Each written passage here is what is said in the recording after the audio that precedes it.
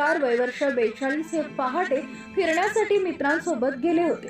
मात्र काही अंतरावर गेल्यानंतर त्यांना हृदयविकाराचा तीव्र झटका आला. त्यांच्या मित्रांना त्यांना तेलारा येथील ग्रामीण रुग्णालयात दाखल केलं. रुग्णालयाचे वैद्यकीय अधीक्षक डॉक्टर मनोज पेंदाम यांनी तपासणी केल्यानंतर दिलीप नवलकार यांचा मृत्यू झाल्याचं सांगितले. नवलकार कुटुंबियांवर अचानक दुःखाचा मोठा डोंगर कोसळला. त्यांचा मुलगा विकास नवलकार याचा 10वीचा पहिला पेपर काही तासांवर आला होता. वडिलांच्या चितेला विकासनं मुखाग्नी दिला. पितृछत्र हरपल्याचं दुःख बाजूला ठेवून या परिस्थितीतही विकासनं परीक्षा देण्यासाठी थेट केंद्र गाठलं. विकास परीक्षा केंद्रावर गेल्यावर त्यानं केंद्र प्रमुख व उपस्थित शिक्षकांना घडलेल्या प्रकाराची माहिती दिली. परीक्षेची वेळ होऊन गेली होती तरीही विकासला पेपरला बसू देण्यासाठी केंद्रावरील शिक्षकांनी अनेक प्रयत्न केले, मात्र त्यांनाही यश आलं नाही.